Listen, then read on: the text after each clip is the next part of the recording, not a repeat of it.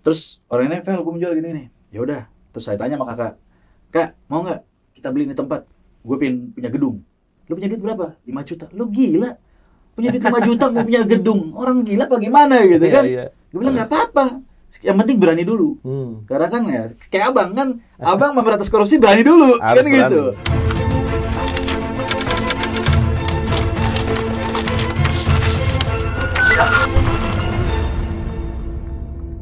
Bismillahirrahmanirrahim. Assalamualaikum warahmatullahi wabarakatuh. Salam integritas anti korupsi.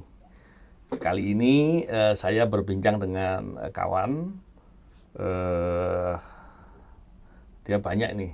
Dulu pernah jadi artis cilik, sekarang pengusaha, apalagi itu politisi ya. Wah, menarik lah. Lebih oke lagi kalau kita bisa bincang langsung dengan Namanya sama. Namanya sama saya ini. Namanya Novel. Wah, luar biasa. Apa kabar, Novel? Baik, alhamdulillah, Bang. Waduh. Novel pernah jadi artis? Ya, Dari dulu. kapan itu? Dari umur 5 tahun pernah dulu artis Oh cilik. iya. Jadi masih umur 5 tahun dari TK sih. Oke. Pernah ikut iklan-iklan, Wah, iklan hebat. Blue Band dulu, terus Susu Yes. Iya. Terus pernah juga ikut film ini ya, Jaka Sembung. Oke. Jadi Jaka Sembungnya. Kok Terus bisa ikut artis tuh gimana? Mulainya gimana? gara-gara dulu kan sekolah di Al-Azhar Kemang kan. Oh, Di Al-Azhar Kemang, terus ada kayak agensi datang kayak ke sekolah-sekolah gitu. Iya. Nah, terus ngajakin mau casting nggak? Masih kecil kan nggak ngerti sama mama kan. Ya udah coba-coba. Iya. Pas coba-coba, ya udah akhirnya diterima. Oh. Gitu. Diterima ya iklan-iklan dulu. Iya. Sekali, 2 kali, terus sama sering-sering dapat iklan, akhirnya ditawarin jadi main film. Oh, pernah main film? Iya, Wah. main gitu kan. Film apa aja tuh? Itu dia Jaka Sembung. Aku jadi Jaka Sembung waktu masih kecilnya pas Jaka Sembungnya. Terus Iya. udah gitu Drew Debu sama Om Willy Dosen. Oh, oke. Kalau Jaka Sembung sama Adven Bangun. Oh. Iya. Jauh-jauh dulu. Wah, Terus hebat tuh. Kembang Staman pernah sama Marisa Haque, Ikang Fauzi gitu-gitu. Oh, iya. Iya. Kenapa nggak diterusin? Ya dari pas umur Enak jadi pebisnis ya? Jadi pas umur 15 tahun kayak syuting-syutingnya dari umur 5 tahun sampai 15 tahun. Iya. Ya, dunianya enak sih, cuman capeknya yang kayak nunggunya, Oke. terus pulang pagi, terus kayak sekolahnya jadi berantakan. Berarti ya hampir 10 tahun lah ya? Dari Hampir 10 umur 5 tahunan, tahun iya. sampai 15 Iya. tahun ya?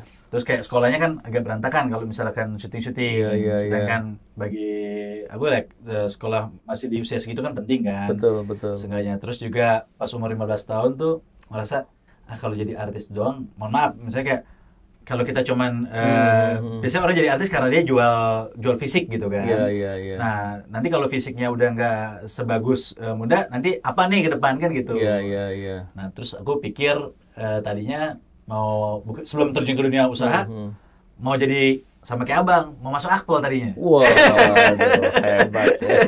Tadinya sempat punya kepikiran mau masuk Akpol, Iya, gitu iya, kan. iya. Nah, sama teman-teman yang sekarang pada di Akpol juga, udah pada jadi malah teman-teman. Oh, gitu? Iya, terus, nah, bro kita masuk bareng ya di Akpol gitu kan. Yaudah, yuk. Terus saya bilang, Vel, tapi kalau di Akpol nih, kalau sama senior kita walaupun dipukul diam, wah gue kagak bisa kalau dipukul diam, pasti Iya, kita iya. ngelawan gitu kan. Iya. Cuman katanya gak bisa, Vel. Waduh, gak bisa juga kalau gitu caranya. Iya. Ya, terus akhirnya ya lebih baik daripada takutnya di situ nanti nggak selesai karena Iya. kitanya juga nakal, lebih baik jadi pengusaha deh. Pengusaha ya, lebih bebas ya. Lebih bebas. Dan lebih suksesnya lebih cepat lah ya. Amin. Benar. Nah, yang menarik gini. 10 tahun loh jadi artis, itu kan menarik ya. Kok bisa konsisten, bisa terus jalan selama 10 tahun? Tipsnya apa itu? Untuk bisa tetap dipakai ya dalam dunia artis. Yang penting konsistensi. Memang senang aja, happy gitu kan di dunia artis pada saat itu tuh senang kan. Dulu belum ada yang kayak cek gitu-gitu, masih belum seperti yang awal-awal tahun 98 ke atas baru mulai ada lagi gitu kan. Iya. Nah, zaman dulu tuh ya aku senang aja cuman karena syuting. Nah, perannya sukanya peran fighting. Oh. Jadi kalau mau ngambil peran tuh harus peran fighting. Kalau fighting baru mau ikutan. Oh, gitu. Ya, giliran dikasih peran nangis, pernah dikasih peran nangis kayak suruh nangis, aku nggak mau, kayak nggak bisa gitu kan, kayak mohon maaf ya, maksudnya kadang-kadang suka nggak mau kalau banyak nangis kayak perempuan gitu kan, kayak dalam diri karena masih kecil kan kita nggak ngerti kan. Masih kecil mau yang suka ini ya, yang peran ini ya, peran laki-laki jagoan gitu ya. kan. Karena laki-laki tuh gak boleh nangis gitu kan. Iya. Nah, terus tiba-tiba begitu syuting udah mulai ke banyakan kepercintaan, terus adegan lebih itu aku mulailah di situ konsistennya kayak nggak suka nih banyak adegannya kayak gini. Iya. Wah, menarik. Memang ini ya, orang kan melihat film, melihat suatu acara, mestinya kan ada nilai pendidikannya yang penting itu. Kalau selama ini yang bisa yang bisa dipetik dari apa yang pernah ikut film, pendidikan seperti apa sih yang ingin bagus untuk bisa dilihat sebagai hal yang positif untuk orang yang melihat. Jadi gini, kalau misalkan contoh kayak dulu, film-film dulu agak lebih beda dibandingin film sekarang. Film dulu tuh menurut aku, Bang, lebih banyak mendidik. Ada message pendidikannya tuh ada, gitu. Contoh kayak film dulu Jaka Sembung, ya kan, itu ada tentang sejarahnya, bagaimana kita walaupun berani, tapi bisa bantu bela orang, bukan untuk jadi jagoan, gitu kan. Terus banyak perbuatan-perbuatan baik lah dengan apa yang kita bisa dengan keahlian kita kan gitu. Nah itu kan salah satu message bahwa kita seorang yang hebat, jago, tapi tidak boleh menindas yang orang-orang kecil. Tetap kita harus bantu orang-orang kecil di hadapan orang-orang yang memang zolim kan gitu. Dan itu tokoh-tokoh hebatnya itu adalah tokoh-tokoh dari Nusantara sendiri. Benar sekali. Menarik. Nah, itu kan jadi sekaligus menunjukkan sejarah kita lah kan gitu. Nah itu. Terus juga Drew Debu. Nah, Drew Debu juga ada message-nya bahwa anak jalanan itu, karena waktu itu aku perannya jadi anak jalanan.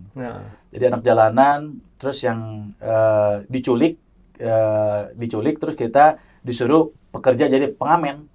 Jadi kayak sekarang banyak kan anak-anak di jalanan yang memang mereka diculik suruh cari duit di jalan. Nah, itu zaman dulu tuh Drew Debu menceritakan tentang itu.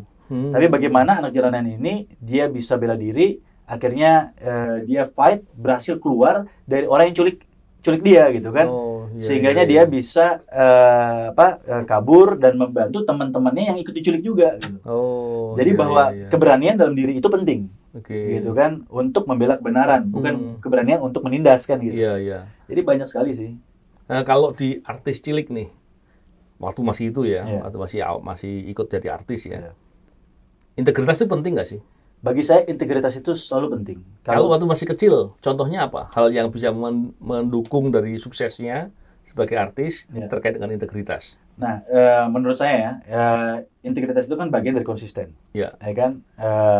Nah, kalau kita di dalam dunia syuting gitu ya, mulai dari pertama pasti menghargai waktu, menghargai disiplin ya, menghargai waktu pada saat kita memang dipanggil callingan untuk syuting, kan gitu. Terus juga selain itu juga kalau kita mau integritas sama diri kita, bukan hanya itu aja sih. Pada saat kita memilih skrip, isi di dalam cerita syuting itu kita harus detail. Jangan sampai nanti isinya menyampingkan integritas kita juga gitu. Padahal kita selalu mendapat integritas, ternyata peran kita berlawanan, itu juga jangan.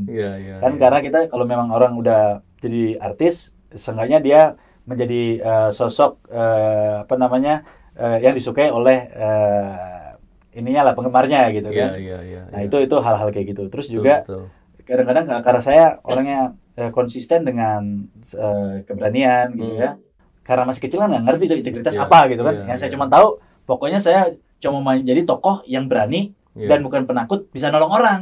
Nah itu doang gitu kan. Nah ternyata pada saat saya udah dewasa, bahwa itu bagian dari integritas. Dengan kita berani dan bisa menolong orang, itu adalah peduli gitu kan. Betul. Kan gini, ketika masih kecil jadi artis, punya penghasilan dong. Alhamdulillah. Godaannya pasti banyak tuh. Alhamdulillah. Nah kira-kira waktu masih kecil dulu gimana sih cara untuk biar bisa walaupun punya penghasilan, terus menjadi artis kan pasti banyak dikenal orang lah ya, dijadikan panutan. Terus apa yang dilakukan untuk bisa menjaga itu semua? Nah, jadi kalau saya dulu masih kecil ya, nggak terlalu ngerti misalnya di panutan orang atau apa. Cuman saya setiap dapat uang gitu ya, setiap dapat berapapun pendapatan itu, saya selalu prinsip dari kecil itu bukan hak punya saya semua. Oh. Jadi minimal tuh 10% dari apa yang saya dapetin itu untuk saya sedekahin. Oh, Untuk luar bantu biasa. orang, gitu kan. Terus juga aku dapat uang, walaupun orang tua kan nggak pernah minta, nggak Iya, pernah iya, kan gitu. iya, Pasti iya. orang tua apa yang dia punya buat kita pastinya kan gitu. Betul. Cuman aku selalu kayak ini buat mama, selalu mendulukan mama Oh, gitu iya, kan. iya, Walaupun iya.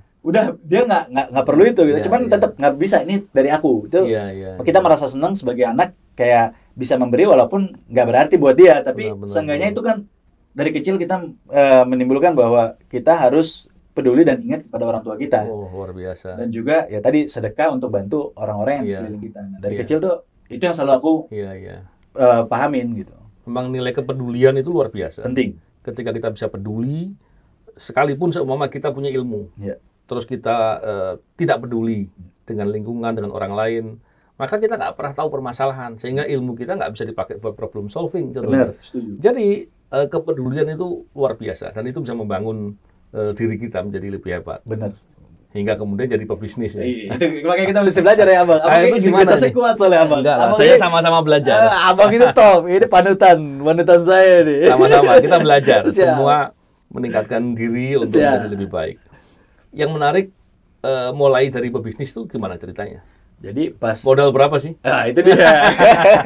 Itu dia yang saya kan tadi bilang, saya syuting di umur 15 tahun tuh saya stop. Saya nggak mau ngelanjutin syuting pada saat usia itu gitu kan Iya, ya. iya. Terus saya lebih memilih jadi pengusaha gitu kan, Oke. karena melihat dari kakaknya ibu saya gitu kan, kok jadi pengusaha kayaknya enak gitu kan. Iya, iya. Nah, iya. terus kayak saya datang ke kakak ibu saya kayak, Om, aku mau dong kayak Om gitu kan. Nah, Kan aku panggil Ami, kalau Iya. anak-anak kan Ami kan. Iya, iya, Mi, iya. aku mau kayak Ami, ajarin aku dong gitu. aha. Nah, itu mulai kerja sama dia gitu kan. Iya, Sebelum iya. terjun dunia bisnis tuh aku kerja dulu. Kerja ya Biar paham lah ya. biar tahu gitu Betul, gimana sih betul. cara kerja. Terus pada saat itu digaji ya nggak ada artinya lah digajinya gitu kan. Iya, iya. Pada saat itu aku cuma digaji 1 juta gitu kan. Hmm. Nah, tapi aku nggak mentingin duitnya. Betul. Karena bagi aku duit bukan segalanya, Iya. tapi ilmunya adalah segalanya buat aku. Oh, luar Kan biasa. gitu. Karena kalau aku dapat duit sekarang 1 juta, oke, cuman bisa kebutuhan hidup, habis itu Iya, iya. hilang. Kalau Kalau aku nggak punya ilmunya kan gitu. Iya, Tapi bagi aku kita sekolah aja bayar. betul. Nah, ini kita belajar secara langsung, Iya. dibayar, kenapa nggak kita belajar gitu kan? Betul, betul. Kan biasanya kalau orang-orang sekarang dapat gaji murah, nggak mau gua. Iya, Karena iya, yang dia iya. lihat uangnya.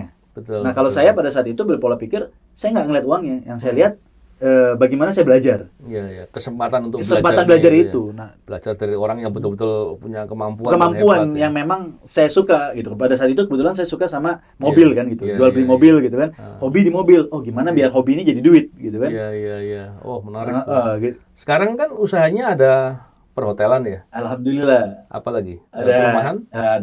aku ada developer, ada Developer, perumahan, ya. terus ada kontraktor. Jadi yang nge-develop kita sendiri, yang bangun kita sendiri. Iya, iya. Terus ada hotel, terus manajemen hotelnya juga kita sendiri. Gitu ada F&B-nya juga. Oh, Jadi luar benar-benar biasa. mulai dari nol. Jadi kalau orang tanya, "Vel, lo modal berapa?" Gue nggak, bisnis tanpa modal, nol. Oh, Jadi luar biasa. bahkan lagi pengen bikin banget buku namanya 5 million to be a billion. Jadi cuman modal dari 5 juta perak sampai punya segalanya gitu. Oh, Dan itu uang bukan segalanya. Yang penting itu adalah pertemanan, persahabatan. Dan Oh, saya oke. suka dengan Abang yang selalu mengajarkan orang untuk mempunyai integritas jujur. betul. Karena dalam bisnis kalau kita nggak jujur, kita nggak akan pernah Percaya. besar. Dan Iya. orang nggak akan pernah percaya. Betul, betul. Gitu kan? betul. Kalau orang percaya, kita akan besar. Tapi kalau Iya. orang udah nggak percaya, kita nggak akan pernah besar. Benar, benar, Kan gitu. benar. Luar Jadi, biasa ini. Jadi itu yang aku selalu tanamin di dalam diri aku. Nah. Nah, pada saat yang tadi aku kerja sama Om sendiri, Iya. terus aku belajar dari dia. Iya, iya. Terus akhirnya aku bilang, Om, aku udah banyak ngerti. Aku pengen Iya, bikin iya. usaha sendiri. Nah, alhamdulillah yang tadinya cuman ya ada temen mau jual mobil, aku nggak punya modal kan. Iya. Aku bilang, Vel, aku mau jual mobil gue, gitu kan. Yaudah sini mobil lo. Nah, terus mau jual berapa? Mau jual 200 juta. Aku cek dulu kan, pasarannya 200 juta gitu kan. Iya. Kalau dia ketinggian kan nggak bisa jual juga gitu kan. Betul, betul. Pas aku cek ternyata pasaran tuh masih 220. Aku bilang yaudah 200 ya, lebih punya gue ya.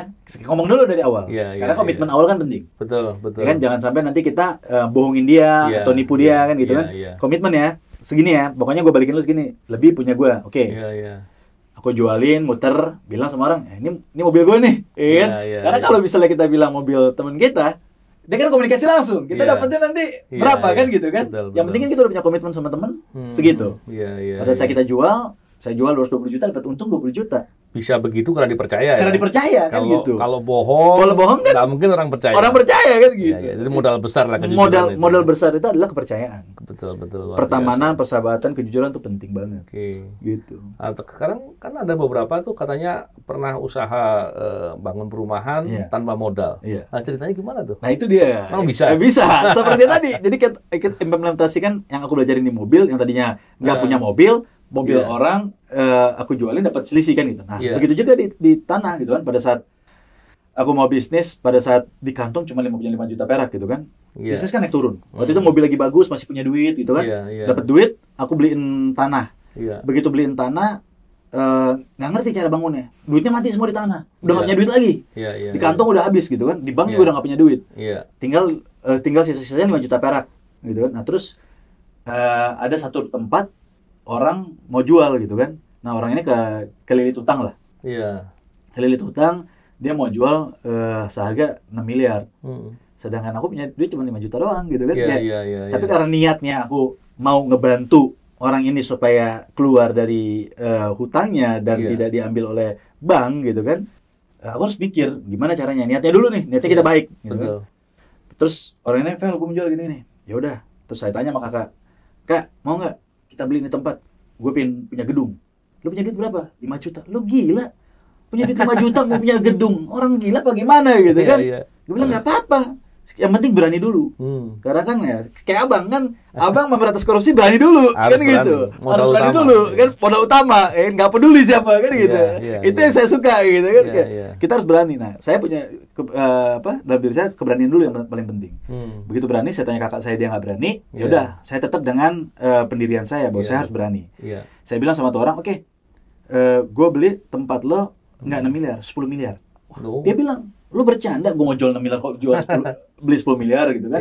Lu jangan bercanda deh," dia bilang. Enggak, benar. Gini, utang sama bank apa? Waktu itu ada salah satu bank negara lah. Terus gue bilang, "Udah, pokoknya urusan bank lo, gue yang tanggung." Nah, karena dia percaya sama saya kan, modalnya kan kepercayaan dulu. Betul. Gitu. Nah, kita kenal, dia percaya, terus oke, kita ke notaris sama-sama. Bikinlah perjanjian notaris bahwa saya sepakati dengan harga 10 miliar. Lebih mahal ya? Lebih mahal. Kenapa dong? Seneng dong gitu kan orang kan. Karena kenapa? Saya bilang, "Oke, gue beli lebih mahal, tapi gue bayarnya nggak sekarang." Kan saya kasih dia waktu untuk nunggu. Kan berarti kan dia, investasi dia itu akan lebih panjang otomatis. Nah, cuman kan saya harus menyelesaikan solve problemnya dia. Kan dia punya masalah yang harus saya selesaikan. Betul. Karena kalau saya tidak menyelesaikan masalah dia, ya nggak akan saya bisa menyelesaikan masalah yang ada bisa juga ambil, gitu. Bisa beli kan. Akhirnya karena dia percaya, ya oke, kan gitu. Nah, terus gimana lagi nih untuk ngebangun, terus untuk menggambar gitu kan. Ini kan perlu lagi orang-orang yang bisa percaya sama kita. Nah, kalau mungkin saya orang yang nggak dipercaya sama orang, dari kejujuran nggak punya, mungkin orang nggak akan mau gitu untuk ngasih saya untuk dia nunggu. Kebetulan arsiteknya juga gitu. Teman arsitek, "Bro, gue mau bangun tempat nih. Lo bisa nggak bantu gambarin sama hitungin RAB-nya berapa gitu. Sama jasa lo berapa?" Dari awal saya ngomongin jasanya berapa. "Oke, Vel, jasa gue 50 juta gitu." "Oke, tapi gue bayarnya mundur ya. Bayarnya nanti. Nggak apa-apa deh. Lo lebihin 75 juta deh." Gitu kan. 75 juta. Kan sama-sama untung. Sama-sama untung dong. Dia saya bayar nanti, tapi saya kasih dia goodwill. Kan gitu. Akhirnya karena dia percaya lagi, trust sama saya, akhirnya setuju. Berarti kan yang ini saya bisa bayar nanti, yang ini juga bisa bayar nanti, yang gambar kan. Nah, pada saat saya akhirnya ketemuin perbankannya, saya deal sama banknya, saya bawa konsep yang dari si arsitek tadi. Saya bawa dari arsitek tadi ke si bank. Nih, bahwa tanah tersebut akan saya bangun mini building. Saya akan bikin mini building dan saya akan jual seharga segini, saya bikinin konsepnya. Akhirnya bank yang tadinya mau akuisisi tempat tersebut, akhirnya nggak jadi, pending. Nah, Pak Novel, saya kasih waktu 6 bulan. Tapi kalau Pak Novel 6 bulan nggak bisa bayar, saya akan ambil tempat ini. Saya bilang, "Oke, saya deal." Gitu kan. Nah, bagi dia yang penting nggak macet lah ya. Yang penting nggak macet. Gitu kan. Kasih waktu lah 6 bulan. Oke, berarti kan saya harus menyelesaikan waktu ini. Gitu. Nah, singkat cerita, kepercayaan tadi saya build, akhirnya saya bilang sama yang punya rumah, "Oke ya, sekarang gue izin untuk rumah tersebut saya hancurkan. Iya. Ya, akhirnya kebetulan saya karena tadi nggak punya uang tinggal 5 juta doang, saya buka rekening giro. Giro kan dengan 1 juta aja bisa buka giro. Iya. Bisa buka cek gitu kan. Saya ketemu teman saya yang punya material. Saya bilang, bro, gue boleh nggak hutang material lo? Berapa lama, Vel? 3 bulan. Wah, jangan 3 bulan. Gue paling lama utangin 1 bulan, dia bilang gitu. Karena kan biasanya tempo 1 bulan gitu, 30 hari gitu kan. Kalau 3 bulan gue nggak dapat untung. Gini deh, lu kan pengusaha juga. Nah, per bulan itu biaya banknya berapa? Masukin aja nggak apa-apa. Plus keuntungan. Jadi saya nggak mau ngebebanin dia. Jadi tetap dimasukin gitu kan, bebannya dia. Tapi kasih gue kepercayaan bahwa lu kirim aja barangnya, gue bayar nanti. Gue cover sama cek. Karena kan saya udah bikin cek ya kan. Walaupun di dalam itu pada saat itu saya belum tahu nih. Gitu kan. Cuman saya harus meyakinkan, saya harus bisa menyelesaikan ini tepat waktu. Akhirnya karena saya banyak belajar bahwa rumah yang tua tadi kalau dibongkar itu biasanya orang kan buang duit. Nah, kalau saya karena banyak belajar dari teman-teman, betul banyak teman orang Madura.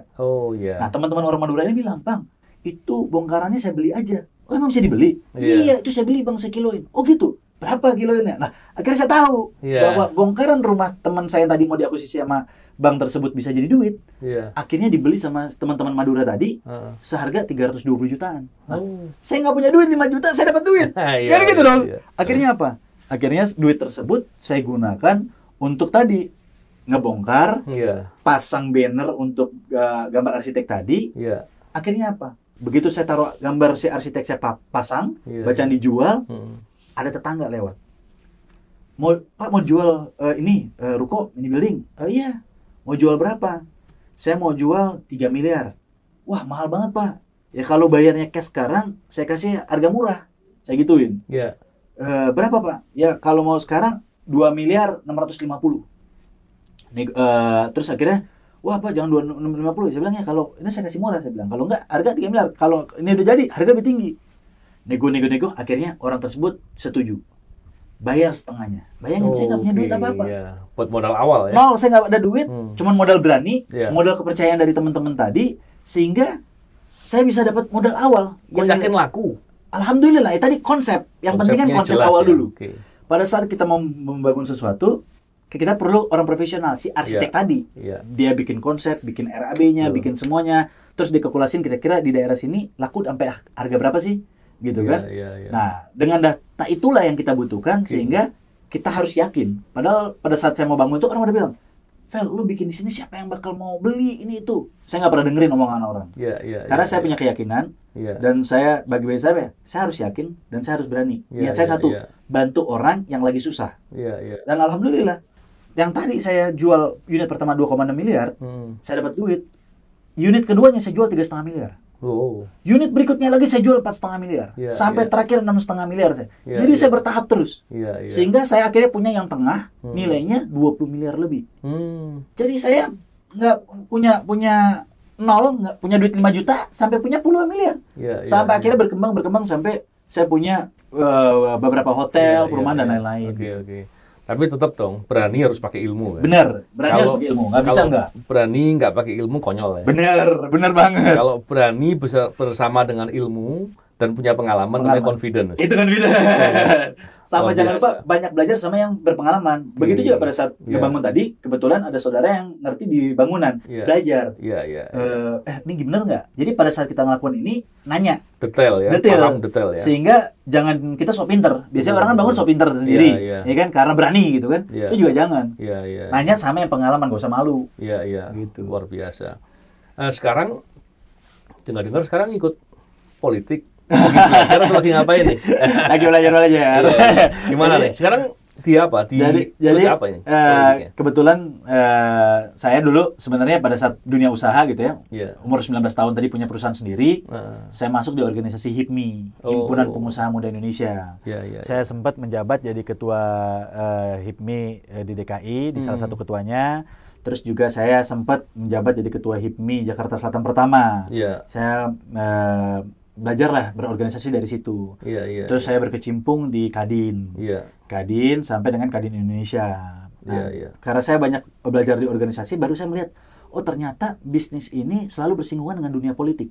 Iya. Saya melihat, oh ternyata politik ini penting untuk kita pelajari. Iya. Karena saya merasa banyak kebijakan-kebijakan yang dibuat oleh oknum-oknum atau orang-orang yang tidak berpengalaman di dunianya, tapi mohon maaf, sok tahu. Dia masuk di dalam situ. Nah ini nih yang menurut saya bilang, ini salah nih, nggak bisa nih. Tapi kalau saya cuma duduk diam doang, sama aja saya lagi menerima diri saya dizolimi dengan kebijakan yang mereka buat. Menurut saya tidak seperti itu semestinya kan. Gitu. Apalagi kebijakannya korup ya, kebijakan karena korup. Ada suatu kepentingan uang. Bener gitu. Yang lebih bahaya. Nah itu dia, makanya saya bilang, nah kalau saya merasa diri saya benar, saya merasa diri saya bisa, kenapa saya diam aja untuk dizolimin? Itu malah saya lebih nggak baik kan gitu. Nah makanya kenapa saya usaha dulu, dagang dulu. Usaha dagang dulu supaya saya ngenyangin perut saya. Jangan sampai gini loh, saya masuk dunia politik tergiur, mencari uang, tergiur dengan hal-hal lainnya kan gitu. Nah tapi makanya saya bisnis dulu, saya harus kenyang dulu nih, sehingga pada saat saya maju dunia politik udah bukan itu yang saya cari, karena saya alhamdulillah udah berkecukupan dengan hasil usaha swasta saya kan gitu. Tapi kan kita lihat dong, faktanya kan memang di dunia politik ini kan korupsi di politik kan juga banyak sebenarnya. Sangat banyak sekali. Untuk dapat posisi mesti harus keluar uang. Benar. Dan lain-lain. Nah, gimana kiat-kiatnya biar bisa nggak terjebak di situ? Bener banget. Nah itu Bang, jadi banyak banget pada saat saya masuk dunia politik ya. Saya dulu munafik banget lah, maksudnya idealis banget. Saya juga nggak ngerti gitu kan. Padahal saya orang paling nggak suka dengan dunia politik tadinya. Kan? Karena saya melihat politik tuh kotor gitu kan. Apa-apa dengan uang. Padahal kan orang punya integritas, punya kepintaran tuh banyak. Kan gitu. Tanpa duit bisa, tapi tadi ya yang Abang bilang banyak karena sistemnya begitu. Untuk kita menghindari itu, menurut saya kita harus punya keberanian. Betul. Pada saat kita ditekan kayak gitu, kita harus tunjukkan keberanian kita dengan cara yang tidak begitu, sehingga orang-orang yang begitu jadi takut, sehingga dia tidak mengajak dan menggiring kita ke arah sana. Tapi kalau kita diam dan kita ikut dalam sistemnya, ya pasti kita akan terus tergiring. Untuk masuk dalam situ kita nggak bisa sendirian. Kalau kita merasa bisa, jangan sendiri, tapi ajak teman-teman lain, anak-anak muda lain yang memang sevisi misi untuk masuk dalam sistem, sehingga kita berkelompok untuk menjadi seenggaknya meminim yang tadinya jahat jadi tidak jahat. Meminim bukan berarti tidak bisa menghilangkan. Dan dalam politik pasti bersinggungan tuh pasti ada, gitu kan? Nggak mungkin semuanya 100% bersih gitu. Seenggaknya bukan money politik ya. Contoh, kita buat turun ke lapangan pasti butuh dengan uang. Ketemu masyarakat, seenggaknya ajak makan, pasti kan butuh uang. Terus ajak nongkrong, pasti butuh ada. Pasang banner, pasti ada. Nah kadang-kadang ada temen yang kayak, Fel, udah lo gue kasih posisi ini, tapi pasangin gue ini ya, banner ini ya. Itu kan menurut saya hal yang lumrah. Ya kan? Tapi kalau dalam konteks yang lain-lain mungkin bisa bahaya kalau hasilnya dari kejahatan. Tapi selama hasilnya itu dari swasta, dari kita usaha, menurut saya sih nggak masalah. Ya, memang sebetulnya gini, kalau orang bilang politik itu kotor, mestinya enggak. Yang kotor itu adalah korupsi politiknya. Benar. Karena kalau bicara politik, mestinya adalah suatu ideologi atau idealisme tertentu yang diperjuangkan melalui mekanisme politik. Benar, Bang. Cuman kan sekarang menjadi kacau nih. Benar. Karena idealisme itu seringkali nggak jelas. Benar. Hancur, lebur di tengah-tengah kepentingan. Nah itu yang menjadi rumit ya. Ya memang luar biasa ketika berani mengambil langkah itu. Terus yang saya ingin tahu adalah untungnya apa sih masuk di politik itu? Nah itu dia, banyak banget Bang. Banyak, bahkan nggak usah jauh-jauh, keluarga saya sendiri Bang.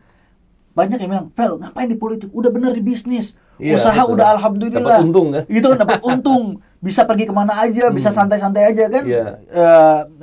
Udah usahanya udah alhamdulillah. Ya udah mendingan fokus aja. Tapi saya bilang, ini panggilan hati nurani saya untuk bisa membela orang-orang yang selama ini dizolimin.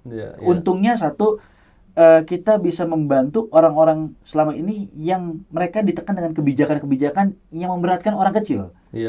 Jadi kalau saya nggak mau masuk, sama aja saya bisa membiarkan orang-orang kecil itu dizolimi dengan orang-orang kapitalis tadi, gitu. Dengan kepentingan-kepentingan besar di baliknya, gitu. Nah, kalau kita merasa mau membantu, ya masuk. Klise sih, banyak orang pikir lo klise. Tapi tadi saya bilang, biar itu nggak klise, kita harus jadi pengusaha dulu. Benar. Cari rezeki dulu. Kan punya tadi saya bilang, setiap usaha saya 10% saya alokasikan untuk dana sedekah. Nah, dana sedekah tadi itu untuk kadang-kadang saya contoh turun ke masyarakat kan kita butuh uang. Ya. Ya kan, toh kan kita berbagi juga untuk orang. Sedekah juga. Intinya kan sedekah. Itu kita pakai untuk sedekah. Dan juga membantu mereka. Contoh bikin ini aja, Bang. Kita mau bikin izin aja. Izin untuk usaha aja. Itu sulitnya bukan main. Dilempar ke kanan, lempar ke kiri, nanti belum keluar lah, inilah itulah. Nah, ini banyak intrik politik yang digunakan untuk orang-orang oknum-oknum mencari uang. Karena saya ada di dalam politik, seenggaknya saya bisa menekan dia. Lo kalau nggak keluarin, ya kita gas dia. Gue ganggu lo juga. Kan kita ganggu dengan cara yang benar. Gue laporin lo. Gue ini, gue itu. Karena apa? Kebetulan kan teman-teman yang megang kebijakan juga teman-teman yang di politik. Kan begitu kan? Kalau bawahannya nggak benar, gue laporin lo ke atasan lo. Lo nggak benar nih. Lo bantu nih orang, jangan dipersulit. Jangan ini. Nah, itu mungkin karena kita dalam politik lebih didengar. Tapi kalau kita cuma murni pengusaha, kita diduitin lagi. Memang idealnya sistematis. Sistem. Ketika sistematis, tidak case per case kan. Bener. Bisa berlaku untuk semua orang. Setuju. Dan itu yang paling baik. Dan kita juga sering mendengar lah pejabat-pejabat publik, pejabat-pejabat politik itu sering terlibat korupsi. Benar.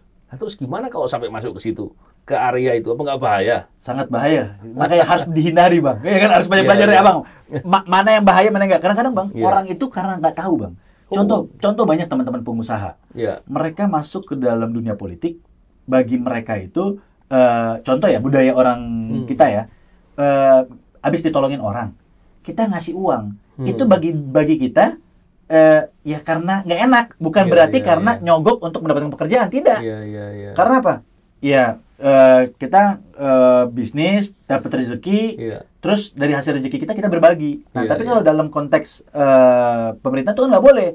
Kayak gitu kan, itu bisa dibilang aparatur nggak boleh menerima sesuatu kan gitu. Tapi kayak kembali lagi, karena kita budayanya orang Timur suka ngasih, suka tanda terima kasih. Nah, itu nggak ngerti gitu kan. Nah, hal-hal ini kayaknya edukasi ke sana penting. Edukasi ke sana penting dan juga beririsan juga sama kadang-kadang oknum yang memanfaatkan itu tadi. Misalkan memang karena udah lu tolongin, mana duitnya? Kan ada yang juga kayak gitu. Kan begini, Novel kan juga punya banyak bisnis nih, usaha. Kalau suatu saat ternyata masuk di politik, menjadi pejabat politik atau menjadi pejabat publik. Benar. Bagaimana cara agar ketika menjadi pejabat publik itu tidak konflik of interest dengan usahanya? Nah, itu saya keluar, Bang. Jadi saya keluar dari profesional usaha saya. Saya taruh orang-orang profesional di dalamnya untuk menjalankan usaha saya secara profesional. Sehingga tidak melibatkan saya di dalam situ. Sehingga semuanya harus profesional. Dan memang nggak boleh konflik interest di dalamnya kan betul, begitu. Betul, karena itu penting. Itu penting. Itu seringkali menjadi permasalahan. Benar sekali. Jadi saya keluar dari perusahaan saya dan memang sekarang saya udah hampir 70% lah nggak terlalu banyak terlibat di dalam dunia bisnis. Yang lebih banyaknya orang-orang profesional yang memang saya udah mulai mindahin satu persatu mereka di situ gitu supaya usahanya juga jalan secara profesional. Saya sering dengar lah Novel banyak kegiatan amal-amal ya, kegiatan sosial gitu. Di antaranya katanya pernah berangkatkan umroh tunanetra. Ya, alhamdulillah. Kenapa kok tunanetra yang diberangkatkan? Itu dia. Banyak sih. Banyak teman-teman yang nanya gitu kan, Pel, kenapa kok berangkatin tunanetra gitu kan? Nggak gampang berangkatin tunanetra. Karena kan orang berpikir nggak semua orang juga tahu. Tadi saya juga nggak tahu kalau berangkatin tunanetra itu harus ada pendamping. Betul. Ternyata kan berangkatin tunanetra itu satu tunanetra itu harus saling ngedampingin. Kan gitu. Karena kan dia nggak ngerti kamar mandinya. Terus kalau mau umroh bagaimana tawafnya dan lain-lain kan mereka harus dikasih tahu kan gitu. Nah, saya melihat pada saat waktu itu saya sosialisasi. Nah, jadi pada saat sosialisasi politik gitu ya ke bawah ke masyarakat, saya melihat ada sekelompok orang tunanetra. Saya tanya, apa sih cita-cita dalam hidup kalian gitu yang memang ingin belum tercapai? Mereka bilang bahwa saya pingin banget, kita semua pingin banget bisa umroh. Wah, terus saya kasihan banget kan ngeliat mereka aja yang nggak bisa melihat ingin ke tanah suci. Kita semua yang mampu, yang bisa kerja, yang bisa melihat, bisa semua. Kadang-kadang mungkin 3 tahun sekali, mungkin ada yang nggak pernah ke sana gitu kan. Tapi ini dia kepingin sekali, padahal mampu gitu kan. ini kenapa enggak kita membantu gitu kan. Iya. Terus disitulah saya punya niat bahwa cobalah saya kumpulin dari hasil rezeki usaha saya. Iya. Jadi saya dari selesai situ. Nah ini menariknya saya bilang, kenapa politik itu dengan bisnis itu bisa saling membantu dengan cara yang baik ya. Hal-hal seperti ini, karena pada saat politik kan menarik aspirasi dari masyarakat. Apa sih yang mereka butuhkan? Nah, gitu kan. Karena saya belum dalam sistem pemerintahan, berarti kan nggak bisa dengan ininya pemerintah. Berarti kan harus terbatas dengan apa yang saya punya. Berarti saya harus mulai dari apa yang saya punya dulu. Nah, saya ada CSR. CSR dari perusahaan saya. Saya dudukin konsolidasi semua, saya bilang, perusahaan ini bisa ngasih CSR berapa? Sekian ratus juta. Yang ini sekian ratus juta, ini sekian. Oke, kumpulin semua bisa berapa? Oh, masih kurang. Saya ajak ke sepupu saya, bilang, gue mau berangkatin tunanetra nih, umroh. Doanya tunanetra itu akan insya Allah diijabah untuk kebaikan. Saya bilang. Niatnya dia niat baik ke tanah suci. Kenapa nggak kita bawa mereka ke sana gitu? Kebetulan keluarga sepaham nih. Ada yang ikutan juga. Nah, ikutan kita satuin. Begitu kita satuin, alhamdulillah kita bisa berangkatkan. Nah, berangkat itu satu kebanggaan. Akhirnya kita bisa membantu, menolong masyarakat, menyerap aspirasinya dan bisa menyatakan walaupun saya belum di pemerintahan. Gitu, walaupun saya belum menjadi eksekutif di situ atau saya dengan apa yang keterbatasan saya bisa berbuat dulu. Dan saya nggak kepentingin urusan politiknya lagi. Karena ini berbicara urusan saya dengan ibadah gitu kan. Gitu, niatnya dulu ibadah, nolong orang dulu. Gitu. Memang luar biasa nih ceritanya nih.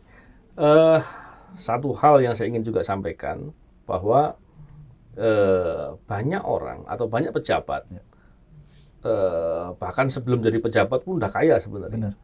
Tapi ketika jadi pejabat masih tetap korupsi. Ini hal yang mestinya harus dipahami ya. Saya pikir Novel sudah masuk di area politik. Semoga juga bisa membantu banyak orang, bermanfaat untuk orang banyak. Tapi poin tadi jangan sampai kemudian kejebak di kebiasaan-kebiasaan yang beberapa pejabat alami ya. Butuh tipsnya itu saya. Itu penting. Bang. Butuh tips tuh Bang. Hal-hal sebetulnya kalau tips Novel jauh. Terbalik, Abang. Saya butuh tips itu Bang. Saya ingin sampaikan gini. Integritas itu adalah basis. Tadi Novel luar biasa. Banyak hal yang bisa dibangun, karakter, akhlak, sampai kemudian punya integritas yang mapan. Tentunya itu harus dijaga dan dirawat. Ketika kita bisa merawat itu, kita akan menjadi orang yang tentunya semakin lama semakin baik. Dan ketika kita ingin berbuat baik, memang harus disampaikan, harus ditunjukkan. Setidak-tidaknya, kalau menunjukkan itu, orang yang ingin mencari kesalahan kita, anggap saja dia sedang mengontrol kita untuk tetap berbuat baik. Jadi nggak usah khawatir. Nggak usah khawatir juga diomongin orang yang jelek. Biasa aja, karena jeleknya omongan orang juga tidak berdampak jelek untuk kita. Benar. Jadi saya pikir hal-hal begitu penting ya. Sebagai closing statement, barangkali Novel bisa menyampaikan kepada para pendengar ya atau pemirsa di channel Novel Baswedan, hal-hal apa sih yang menurut Novel itu penting untuk menjadi sukses, dan juga bagaimana upaya-upaya yang semoga bisa dijadikan teladan untuk anak-anak muda terutama untuk bisa sukses dan konsisten. Amin. Nah, Novel bisa closing statement barangkali. Siap Bang. Nah, kalau bagi saya sih nggak ada orang yang sukses tanpa doanya orang tua. Kembali lagi itu. Jadi nggak ada di dunia ini, nggak akan ada orang yang sukses tanpa doanya orang tua. Itu udah pasti bagi saya gitu ya. Terus juga kebetulan kita Muslim, ya saya ibadah. Saya dari kecil kayak selalu orang tua yang ngajarin, lo mau gimana pun jangan pernah tinggal sholat, kan gitu. Nah, saya sebelum keluar rumah saya selalu duha dulu. Saya duha, saya ngaji, gitu kan ya. Seenggaknya yasinan setiap hari. Itu saya lakuin. Terus setelah itu, kenapa saya lakukan itu? Supaya saya keluar dari rumah, saya ikhlas sama Allah. Karena kalau kita ikhlas sama Allah, nanti Allah yang akan nuntun kemana arah kita, ya kan? Bagaimana kita hidup di hari itu. Ya, yang tadinya kita nggak tahu apa-apa bisa tahu. Yang tadinya kita nggak ketemu sama orang yang tadinya nggak baik jadi baik, gitu kan? Karena doa kita pas keluar, doanya orang tua kita, karena dapat ridhonya. Terus juga tadi kita ingat dengan sholat duha dan ngaji, ya kan? Allah mengarahkan kita ke tempat yang jauh lebih baik. Dan juga apa yang kita dapat tadi, jangan jumawa, sedekah. Karena apa yang kita dapat, kita sedekahin, dan kita nggak usah kita udah sedekah aja, Jangan kadang-kadang ada orang gini, udah sedekah banyak, oh, gua udah banyak sedekah tapi gua nggak dapat apa. Jangan kayak gitu. Itu namanya nggak ikhlas, gitu kan? Ya udah, tawakal sama Allah. Ya kan? Kita tawakal sama Allah. Udah apapun itu ini. Nah, jadi anak muda itu kadang-kadang anak muda sekarang yang saya lihat pingin instan. Apa yang dikasih sekarang, pingin dapat sekarang. Nah, itu kan nggak bisa juga, gitu kan? Saya pernah tuh 1 tahun, sewaktu saya mulai bisnis tadi, saya hutang di mana-mana. Terus kayak pergi sana sini nggak dapat uang gitu, malah punya utang. Tapi apa? Saya konsisten. Tetap walaupun punya utang saya sedekah. Dapat uang berapa saya sedekahin. Jadi biasa orang kan kalau misalnya punya utang terus dapat untung, dia nggak mau sedekah dulu. Gue belum bayar utang, belum bayar ini. Saya bayarkan hutang dan sedekah. Dan ingat orang tua. Itu aja terus kita bagi. Tapi alhamdulillah dengan begitu rezekinya ada lagi. Pelan-pelan bisa bayar lagi utang, bisa sedekah lagi orang. Dengan begitu anak muda, satu, jangan pernah menganggap hidup itu seperti ini yang tangan lah kayak easy gitu kan. Gak bisa. Kita harus punya proses. Betul. Hidup itu ada proses. Ya. Proses itu didampingin dengan tadi ibadah. Betul. Ibadah dan juga ingat orang tua. Itu yang masih punya orang tua itu beruntung banget. Yang masih punya ibu, bapak itu beruntung banget. Jadi jangan pernah mengenyampingkan doa orang tua.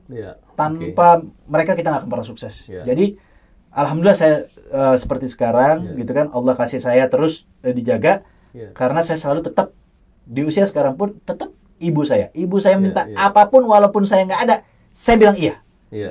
Tapi subhanallah apapun itu selalu ada. Itu yang penting orang tua ibadah dan berani. Biasa. Jujur ya Bang, sama kayak Abang biasanya kayak integritas itu kan, kejujuran itu penting. Betul. Konsisten. Luar biasa. Jadi tadi tips-tips dari novel. Siapa? Novel Saleh Hilabi luar biasa. Sedikit mungkin saya tambahkan tadi. Sebetulnya sudah disampaikan, cuman saya ingin menggarisbawahi yang dikatakan sebagai proses. Di antaranya adalah melakukan hal yang detail, mempelajari, melakukan tahapan yang benar, dan kemudian melakukan upaya-upaya yang dengan orang-orang yang betul-betul punya kemampuan atau pengetahuan. Ditambah lagi dengan integritas. Orang yang berintegritas dia akan dipercaya. Benar. Orang yang dipercaya dia akan lebih mudah. Benar. Nah, ketika modal utama dari kesuksesan yang tadi novel Hilabi menyampaikan bahwa bisa dipercaya, tentunya dipercaya punya integritas. Kalau nggak berintegritas nggak mungkin dipercaya. Benar. Jadi proses sama integritas itu menjadi hal yang penting selain dari hal yang dikatakan oleh novel Hilabi tadi. Siap. Semoga apa yang diceritakan tadi bisa bermanfaat. Amin. Bisa diteladani dan diambil hikmah. Amin. Saya kira gitu ya. Siap. Dan hal yang paling penting adalah mari kita melakukan kebaikan sebanyak mungkin, peduli dengan orang-orang yang perlu untuk diberikan kepedulian, dan terus untuk melakukan hal yang bermanfaat untuk kepentingan orang banyak. Amin. Saya kira itu. Terima kasih. Terima kasih banyak Bang. Makasih banyak. Luar biasa. Siap. Novel Hilabi menceritakan banyak hal. Dan semoga kita selalu konsisten dalam hal yang kita lakukan. Mohon bimbingannya Bang. Sama-sama. Terima kasih ya. Siap Bang. Salam integritas anti korupsi. Salam integritas anti korupsi.